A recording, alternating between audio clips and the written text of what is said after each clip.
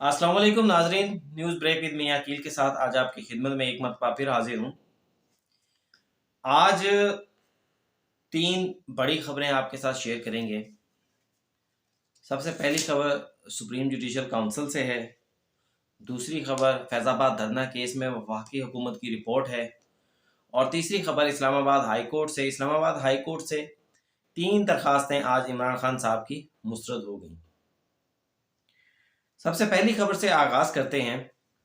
Supreme judicial council का आज chief justice of Pakistan justice Qazi Faez Isa साहब की सरबराही में इजलास हुआ, जिसमें सुप्रीम कोर्ट के तीन जजेस जस्टिस इजाजुल एहसन और जस्टिस सरदार तारिक साहब ने भी शिरकत की।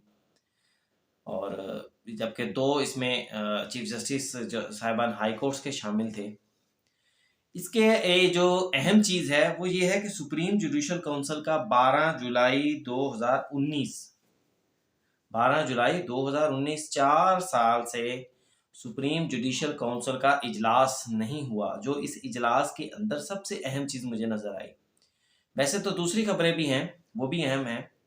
और इस सुप्रीम जुडिशल काउंसिल ने जस्टिस मज़ाहर अली अकबर नकवी के ख़िलाफ़ मजमूई तौर पर 10 शिकायत थीं, जिन्हें सुप्रीम जुडिशल काउंसिल ने आज उनके ऊपर अक्सरियत की बुनियाद के ऊपर उन्हें 14 रोज़ का शोकॉज़ जारी करते हुए 10 नवंबर तक उनसे जवाब तलब कर लिया है। और ये फैसला जो जवाब तलब करने का है, शोकॉज़ नोटिस जारी करने का है, ये 3-2 की अक्सरियत से किया गया। तीन जजेस ने जस्टिस मुज़ाहर नकवी को शोकॉज़ जारी करने का जो है उससे इत्तफाक किया। 2 जजेस ने इत्तफाक नहीं किया और एतराज़ भी नहीं किया, लेकिन उन्होंने दस्तावेज़ात का और रिकॉर्ड का जायज़ा लेने के लिए मज़ीद मोहलत तलब की।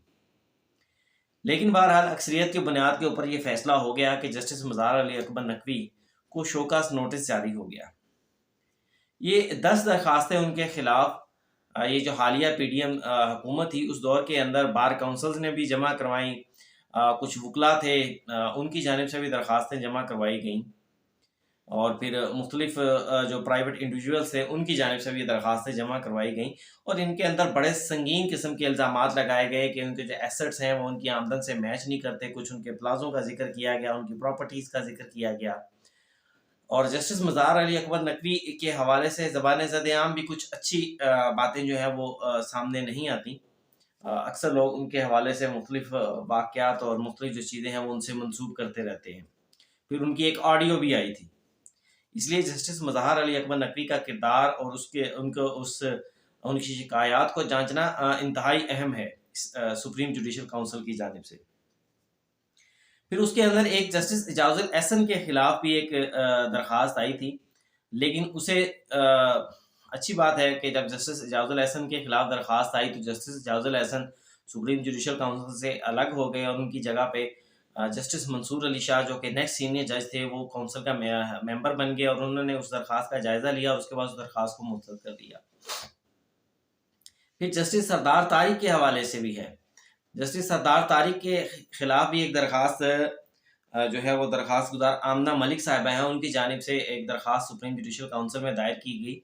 और इसमें एक दिलचस्प बात यह है कि जस्टिस सरदार तारिक साहब ने इस चीज़ का पहले इनफरादी तौर पर भी इजहार हम मुख्तलिफ दोस्तों के साथ करते रहे हैं कि भाई मेरे खिलाफ भी दरख्वास्त है। तो मैंने चीफ जस्टिस काजी फायद ईसा साहब से कहा है कि आप जब भी सुप्रीम जुडिशल काउंसिल का इजलास बुलाएं तो मुझसे शुरू करें, मेरी सबसे पहले एहतसाब करें।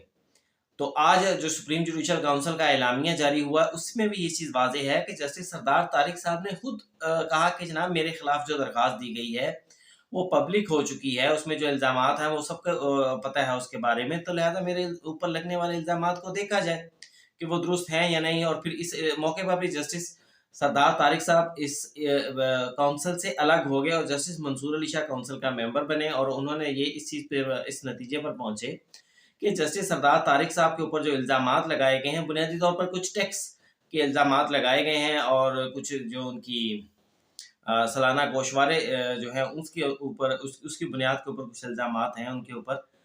तो उसके साथ मुतल्लिका डॉक्यूमेंट्स नहीं लगाए गए, इसलिए आइंदा जब भी सुप्रीम जुडिशल काउंसिल का इजलास होगा तो उस इजलास में आमना मलिक साहबा जो ये दरख्वास्त देने वाली थी और जस्टिस सरदार तारिक साहब, इन दोनों को भी बुलाया गया है ताकि आमना मलिक साहबा अपना मौक़िफ़ पेश कर सकें और सरदार तारिक साहब अपना मौक़िफ़ दे सकें। उनके जवाबात, और आमना मलिक साहब अगर कोई डॉक्यूमेंट्स देती हैं काउंसिल को, तो वो डॉक्यूमेंट्स सरदार तारिक साहब को भी दिए जाएंगे ताकि वो अपना मौक़िफ़ जो है वो पेश कर सकें।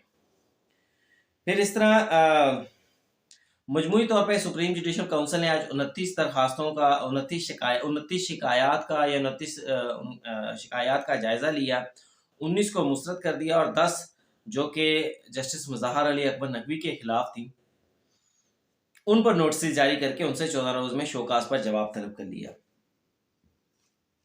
बाकी चीज़ें इररेलेवेंट हैं इसलिए मैं उसको डिस्कस नहीं कर रहा, लेकिन एक आप हमारे मुल्क के सबसे बड़े इदारे सुप्रीम जुडिशल काउंसिल, यानी जिसमें इस्लामाबाद हाई कोर्ट और सुप्रीम कोर्ट के जजेस का एहतसाब होना है, 4 साल से उसका इजलास तलब नहीं किया जाता।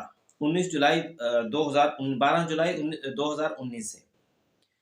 तो अब देखने वाली बात यह है कि ये जज जो हैं ये हर शख्स का एहतसाब करते हैं, ये हर इदारे को, नए वालों को भी बुला लेते हैं, ये पुलिस वालों को भी बुला लेते हैं, एंटी करप्शन वालों को भी बुला लेते हैं। ठीक है, वो सब कुछ होना चाहिए, लेकिन जनाब आप खुद को भी तो एहतसाब के लिए पेश कीजिए ना। आप तो बड़े दावे करते हैं कि जजेस के अंदर एहतसाब का एक तरीकाकार मौजूद है, तो ये एहतसाब का तरीकाकार है आपका कि 4-4 साल आप अपने इजलास नहीं बुलाते ताकि किस जज के खिलाफ क्या शिकायत आई है। और फिर ये भी एक हमारी हिस्ट्री का एक स्याह बाब है कि किसी भी जज को करप्शन के ऊपर निकाला नहीं गया। क्या बात है, पाकिस्तान में गुज़िश्ता 50 साल, 60 साल, 70 साल के अंदर कोई भी जज करप्ट नहीं आया कि किसी भी जज के खिलाफ कार्रवाई नहीं की गई, किसी भी जज को जो है उसके ओहदे से उतारा नहीं गया।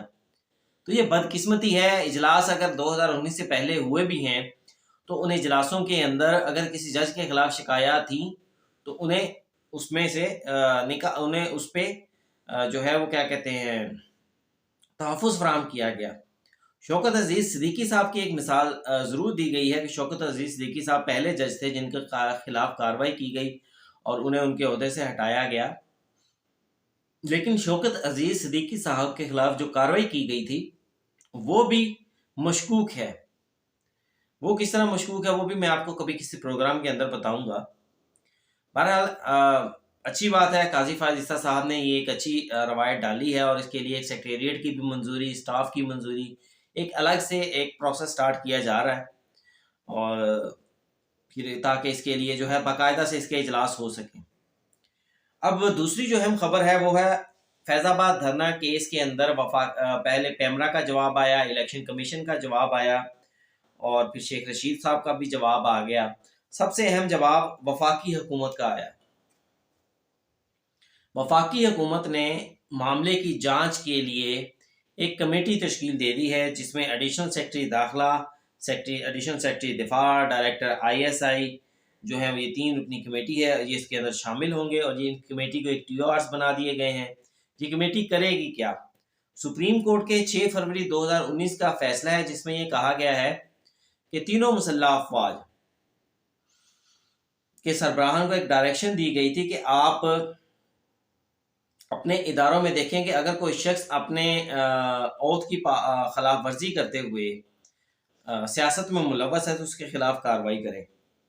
बहरहाल इस कमेटी के ऊपर भी मेरे नज़दीक तो सवालात उठते हैं कि अगर फ़र्ज़ करते हैं जिस तरह से नाम आता रहा है साबका चीफ ऑफ आर्मी स्टाफ का, साबका DG ISI का, तो क्या ये एडिशनल सेक्रेटरी दाखिला, एडिशनल सेक्रेटरी दिफा या डायरेक्टर ISI ये उनका एहतसाब कर सकते हैं जनरल लेवल का या chief of army staff level का? उनके लिए वो रिकमेंडेशंस दे सकते हैं। बहरहाल देखते हैं इसका रिज़ल्ट क्या निकलेगा, लेकिन मेरा तो कोई सेटिस्फेक्शन नहीं है इस रिज़ल्ट के हवाले से कि इसका रिज़ल्ट कोई बहुत अच्छा निकलेगा या जो भी इसका रिज़ल्ट निकलेगा उसके ऊपर सवालात उठेंगे। बहरहाल अब इस कमेटी को TORs दे दिए गए हैं कि ये कमेटी तमाम दस्तावेज़ात, तमाम रिकॉर्ड, तमाम शवाहिद का और तमाम गवाहन का जायज़ा लेगी और उस जायज़े की रोशनी के अंदर 1 दिसंबर 2023 तक अपनी हतमी रिपोर्ट जो है वो पेश करेगी और उस रिपोर्ट की जो कॉपी होगी वो सुप्रीम कोर्ट को भी दी जाएगी और 26 अक्टूबर को इसका पहला इजलास भी हो गया। अब देखते हैं 1 दिसंबर तक सुप्रीम कोर्ट से फैज़ाबाद धरने केस में जवाब तलब किया गया, मोहलत तलब की गई है। बाकी जो पैमरा के और जो दूसरे रिपोर्ट्स आई थी उनके अंदर भी कुछ खास कोई ऐसी चीज़ नहीं थी। अब उसके बाद एक और हाई कोर्ट्स की तरफ चलते हैं। इस्लामाबाद हाई कोर्ट ने 3 आज अहम फैसले जारी किए हैं। चीफ जस्टिस आमिर फारूक साहब की जानिब से फैसले जारी किए गए हैं। सबसे पहला फैसला 23 अक्टूबर 23/10/2023 को इमरान खान साहब के ऊपर जो है फर्द जुर्म आयद की गई। उस हुक्म के खिलाफ इस्लामाबाद हाई कोर्ट में रिट की गई और कहा गया कि ये फर्द जुर्म नहीं लगनी चाहिए थी। इसके अंदर मुख्तलिफ इल्ज़ामात लगाए गए कि जनाब फेयर ट्रायल नहीं हो रहा, हमें साइफ़र की कॉपियाँ नहीं दी गई। बहरहाल वो इस्लामाबाद हाई कोर्ट ने जो है वो 4 सफ़हात पर मुश्तमिल एक फ़ैसला जारी किया है और जिसमें कहा गया है कि दस्तावेज़ात के मुताबिक ये जो साइफ़र आया था ये प्राइम मिनिस्टर साहब के पास जाना था, गया था और उसके बाद प्राइम मिनिस्टर ने इसको वापस फ़ौरन ऑफ़िस भेजना था और वो नहीं गया। फिर उन्होंने ये भी कहा दिया कि इमरान खान साहब अगर वज़ीर आज़म थे तो बतौर वज़ीर आज़म उन्होंने इक़दामात करने थे साइफ़र पे, ना कि उन्होंने तकरीरें करनी थी। ये उसके अंदर है फैसले के अंदर। फिर इसके अलावा आमिर फारूक साहब ने 2 फैसले मज़ीद जारी किए हैं। एक तो इमरान खान साहब की साइफ़र केस में ज़मानत की दरख्वास्त जो है उसे मुस्तरद कर दिया गया और दूसरा साइफ़र केस को ख़ारिज करने की जो दरख्वास्त थी उसको भी ख़ारिज कर दिया गया। 21 सफ़हात पर मुश्तमिल ये दूसरा फैसला है चीफ जस्टिस आमिर फारूक साहब का, जिसमें कहा गया है कि बज़ाहिर साइफ़र जो है वो इमरान खान साहब ने वसूल किया और बज़ाहिर ये गुम भी हो गया। असल मजीद जो कि वज़ारत ख़ारजा के मुलाज़िम हैं उनका बयान भी रिकॉर्ड पर है इस साइफ़र के हवाले से। और फिर एक मुल्ज़िम की वजह से 2 मुल्ज़मान हैं इसमें मजमूई तौर पर शाह महमूद कुरैशी और इमरान खान साहब। तो 2 मुल्ज़मान की जो खिलाफ जो एफ़आईआर हो वो एफ़आईआर किसी एक मुल्ज़िम की वजह से वो कलअदम नहीं करार दी जा सकती। फिर इसके अंदर जो सबसे इम्पोर्टेंट बात की गई है वो है आर्टिकल 248 की। 248 के तहत प्राइम मिनिस्टर को इस्तिस्ना होता है कि उसके खिलाफ किसी भी किस्म का मुकदमाबाजी नहीं की जा सकती। तो 248 का जो इस्तिस्ना है वो इमरान खान साहब ने लेने के लिए अदालत के अंदर मौक़िफ़ अपनाया था कि मैं साबिक़ा वज़ीर आज़म हूँ, मेरे खिलाफ मुकदमाबाजी नहीं हो सकती। तो अदालत ने ये अपने आज के फैसले में ये करार दिया है कि 248 वज़ीर आज़म के दफ्तरी अमूर से मुतल्लिक है, लेकिन अगर वो वज़ीर आज़म कोई जलसा करता है और वहाँ जाकर साइफ़र लहराता है, तो वो जो साइफ़र लहराना और जो जलसा करना है वो उसने बतौर वज़ीर आज़म नहीं किया, वो एक सियासी सरबराह के तौर के ऊपर किया, इसलिए उसको वज़ीर आज़म का जो इस्तिस्ना है वो वहाँ पर ख़त्म हो जाता है। तो वो इस्लामाबाद हाई कोर्ट ने अपने फैसले में ये भी वजूहात जो है तहरीर की। अब देखते हैं इन मुकदमात की अपीलें, ज़ाहिर बात है ये जो आज 3 दरख्वास्तें इमरान खान साहब की मुस्तरद हुई हैं, अब ये सुप्रीम कोर्ट में जाएँगी। अब इस मामले में सुप्रीम कोर्ट क्या फ़ैसला करती है, इसके लिए हमें इंतज़ार करना होगा। इसके साथ नाज़रीन मुझे आज के लिए इतना ही इजाज़त दीजिएगा। प्रोग्राम अगर आपको अच्छा लगा हो तो चैनल को लाइक कीजिएगा, सब्सक्राइब कीजिएगा, इसको शेयर कीजिएगा और मुझे इजाज़त दीजिए। अल्लाह हाफ़िज़।